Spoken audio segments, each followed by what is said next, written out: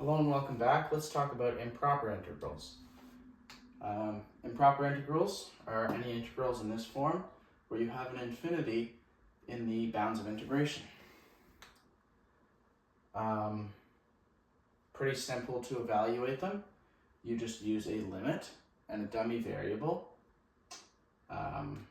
So let's use this first one as an example.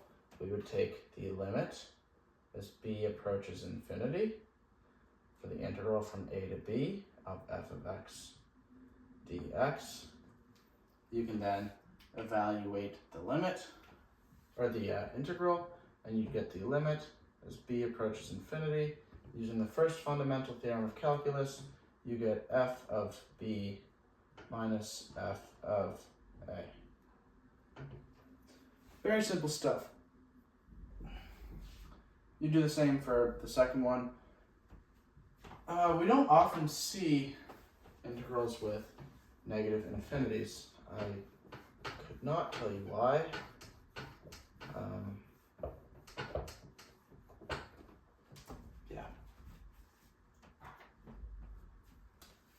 But let's just get into some examples. First one, we've got the integral from 1 to infinity of 1 over x dx. Let's use our dummy variable a in our limit as a approaches infinity for, let's just go ahead and integrate this. This is ln x, x evaluated from infinity to 1. Infinities are a, or 1 to a, sorry. And so this is just, the limit as a approaches infinity of ln a, the absolute value, sorry, I always forget my absolute values, minus ln 1, which is just 0, so we won't even put that in. Ln of the absolute value of infinity is the ln of infinity, and that's just infinity. So this equals infinity.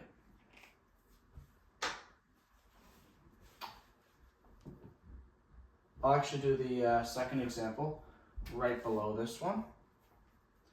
We'll get the integral from 1 to infinity of 1 over x squared dx.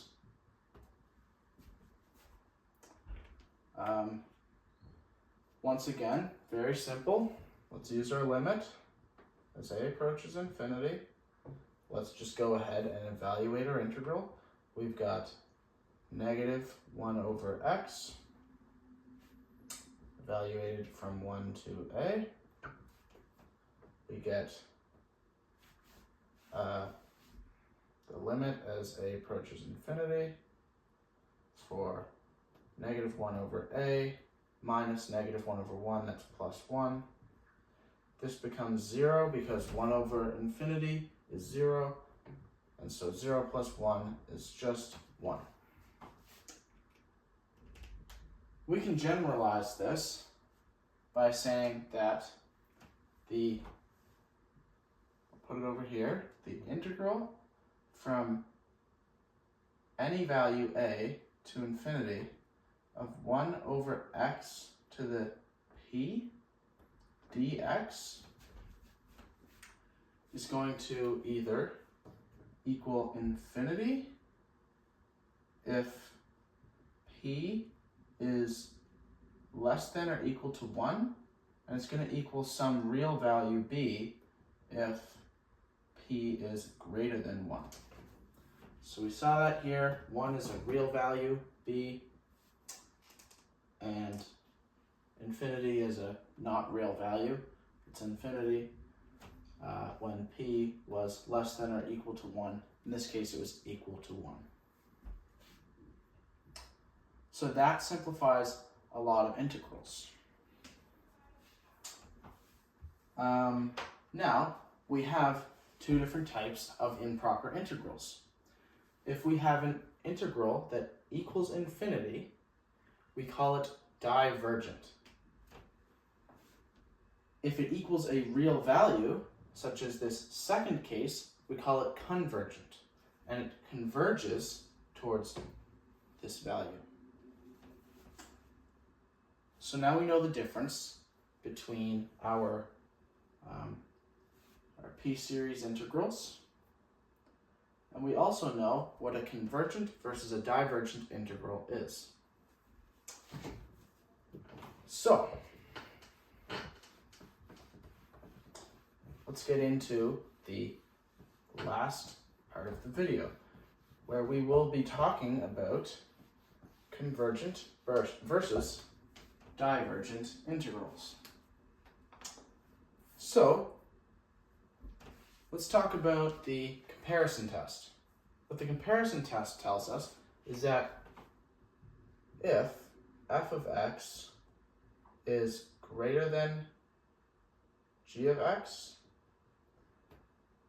for all values, so for example, we had,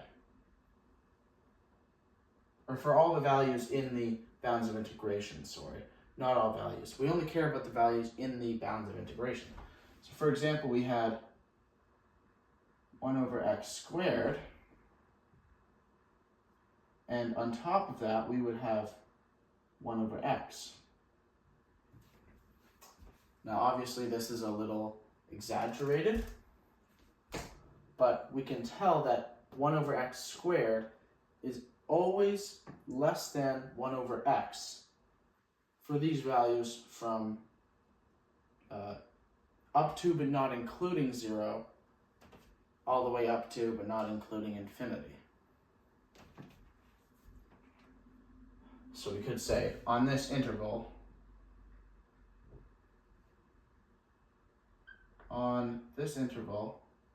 1 over x is greater than 1 over x squared.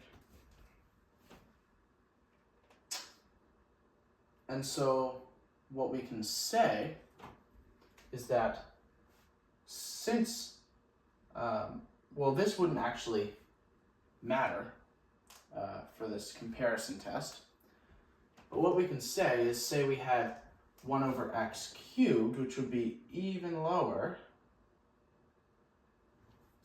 Obviously, that's a bit exaggerated, once again, but since 1 over x squared converges, 1 over x cubed must also converge, since it is always less than 1 over x squared. We can also prove that using the same proof that we just went over, where we have our 1 over x to the p. Since p equals 3 in that case, and 3 is greater than 1, it's going to converge. So, that would be our first example. We could say that does the integral from 1 to infinity of 1 over x cubed dx converge or diverge? Well, since 1 over x cubed is always less than 1 over x squared on the interval 0 to infinity, and these bounds of integration also fall under this interval, 1 over x cubed must also converge. Since if we were to add up all of our small little tiny rectangles, just like we did at the very start of integration, they would all be smaller than that of x squared. So that's not bad. Not bad at all, actually. Also, I should say, how we know that 1 over x cubed is always bigger than, or always smaller than 1 over x squared on these values is because x will always be positive, and if we add an x to the multiple on the bottom, that will mean that we're dividing 1 by an even bigger value. We're going to get an even smaller value. And so it's always going to be smaller than 1 over x squared. The same way that 1 over x squared is smaller than 1 over x, which is smaller than 1 on 0 infinity.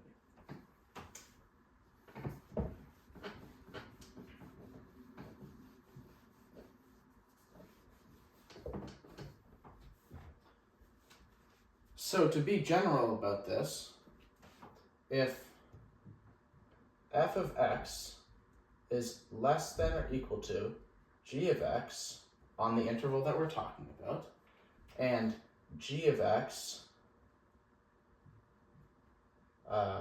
converges, then f of x must also converge. Same goes for the opposite. If f of x, or we could just say,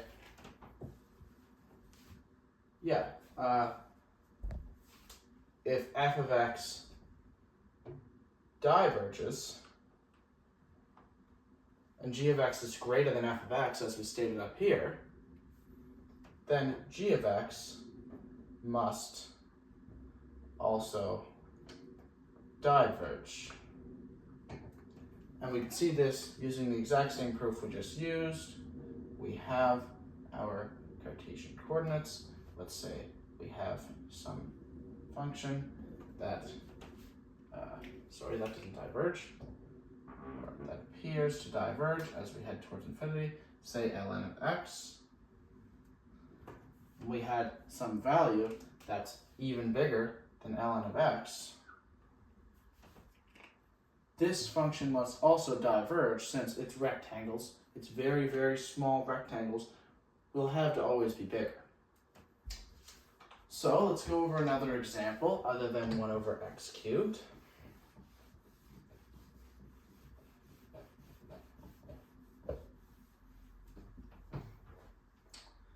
We have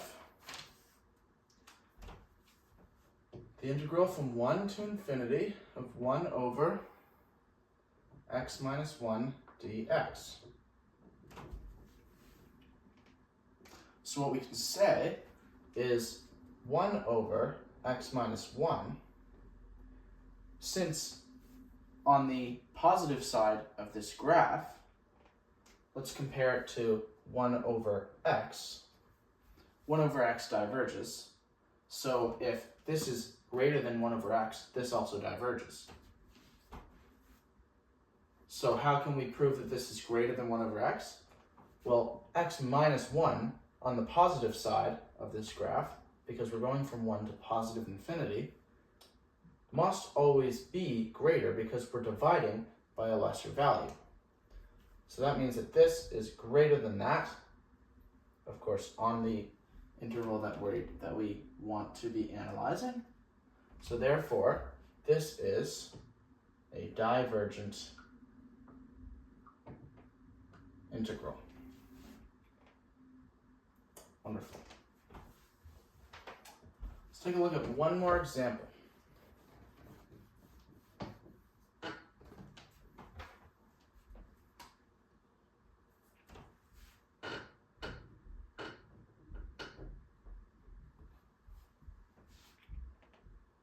Okay, this one's a bit simpler.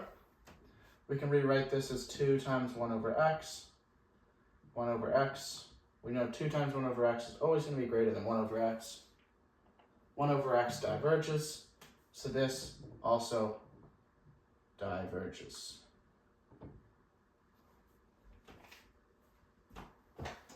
So that's the comparison test. That's improper integrals. That's convergence and divergence. This will be useful for sequences in series as well. So I hope this video did well at helping you understand, and I hope to catch you in the next one. Thanks.